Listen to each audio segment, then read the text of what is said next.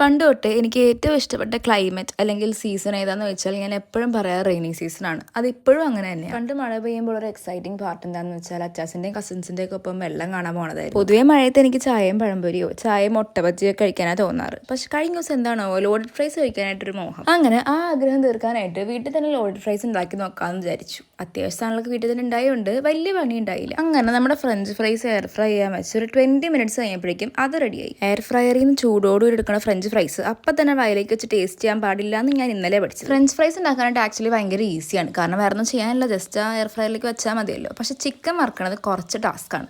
അതുകൊണ്ട് ഞാൻ അമ്മയുടെ സഹായം ഉപയോഗിച്ചാണ് ചിക്കൻ വറുത്തെടുത്തത്. ലോഡഡ് ഫ്രൈസ് ഉണ്ടാക്കാനായിട്ടുള്ള മെയിൻ 2 സാധനങ്ങൾ റെഡിയായി. പിന്നെ നമ്മളത് രണ്ടും കൂടി നേരെ എയർ ഫ്രയറിലേക്ക് ഇട്ട് ആവശ്യത്തിന് മൊസറല്ല ചീസും വാരി വെതറി ഒറിയാനോ ഇട്ട് നേരെ എയർ ഫ്രയറിലേക്ക് വെച്ചു. ഒരു 4-5 മിനിറ്റ് കഴിഞ്ഞ് എയർ ഫ്രയർ തുറന്നു നോക്കിയപ്പോൾ ദേടാ നമ്മുടെ സംഭവം റെഡി. പിന്നെ നമ്മൾ കുറച്ച് മയണൈസും തന്തൂരി സോസും ഒക്കെ കൂടി ഇട്ട് കുറച്ചും കൂടി അടിപൊളിയാക്കി എടുത്തു.